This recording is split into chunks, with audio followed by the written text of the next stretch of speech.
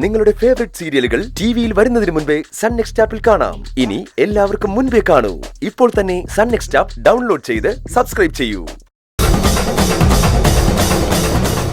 എന്താ ചേട്ടാ, auto repair ചെയ്യണമെന്ന് പറഞ്ഞിട്ട് ഫോണിൽ സംസാരിച്ചോണ്ടിരിക്കുകയാണ്.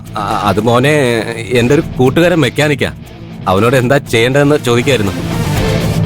നീ പറ ജോർജ്. ഓ, അങ്ങനെ ചെയ്താൽ മതിയല്ലേ? ഞാനൊന്ന് നോക്കിയിട്ട് പിന്നെ വിളിക്കാം. ശരി. സംശയമൊക്കെ തീർന്നു മോനെ. ഒരു 2 മിനിറ്റ് മതി. മോൻ അകത്തോട്ടിരുന്നോ.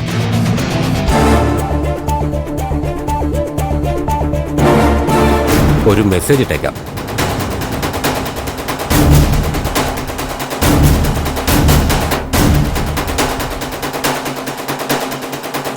മോളെ, നീ എന്താ ഫോൺ എടുക്കാത്തത്? ഞാൻ നിനക്കൊരു ഫോട്ടോ അയച്ചിട്ടുണ്ട്.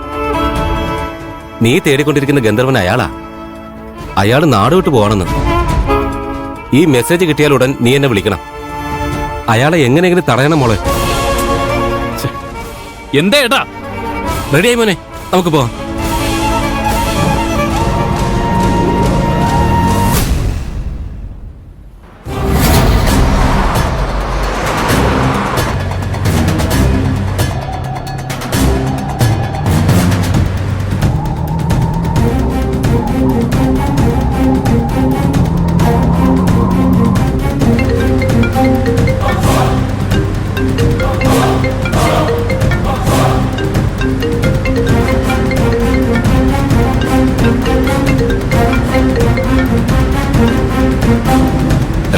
സർ, ഞാൻ വീട്ടിൽ നിന്ന് ഇറങ്ങി. വൈകുന്നേരമാണ് ഫ്ലൈറ്റ്. ഇതിനെക്കുറിച്ച് പറയാനാണ് ഞാനന്ന് ഓഫീസിലേക്ക് വന്നത്. സാറിനെ നേരിട്ട് കണ്ട് യാത്ര ചോദിക്കണമെന്ന് എനിക്കുണ്ടായിരുന്നു. പക്ഷെ അതിന് പറ്റാതെ പോയി. ഫോണിലൂടെയെങ്കിലും അറിയിക്കണമെന്ന് തോന്നി. അതാ വിളിച്ചത്. സാറ് കേൾക്കുന്നുണ്ടോ? കേൾക്കുന്നുണ്ട്. എൻ്റെ ജീവിതത്തിലെ പല പ്രതിസന്ധി ഘട്ടങ്ങളിലും സാറെന്നെ ഒരുപാട് സപ്പോർട്ട് ചെയ്തിട്ടുണ്ട്.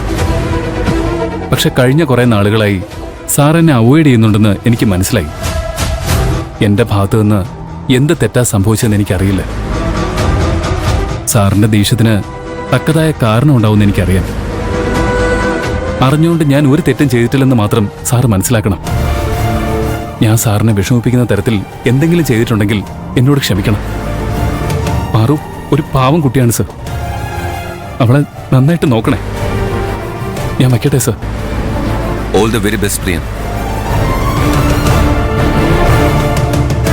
പാർവതിയുടെ ജീവിതം വെച്ച് കളിച്ചതിന് ഞാൻ നിന്നോട് ക്ഷമിക്കുമെന്ന് നീ കരുതിയോ? ഒരു തവണ നീ എന്നെ ചതിച്ചു. വീണ്ടും നിന്റെ അഭിനയം കണ്ട് മനസ്സലിയാൻ ഞാൻ മണ്ടനല്ല. തിരിച്ചു വന്ന് പാർവതിയുടെ മീതെ അധികാരം സ്ഥാപിക്കാനായിരിക്കും നിന്റെ ഉദ്ദേശം. അത് നടക്കാൻ പോകുന്നില്ല പ്രിയ. എന്റെ പാർവതിയെ നിന്റെ ചതിയിൽ പെടാൻ ഞാൻ സമ്മതിക്കില്ല. അവൾക്ക് താങ്ങായും കൂട്ടായും ഞാനുണ്ടാവും. ഗന്ധർവനെ അവൾ മറക്കും.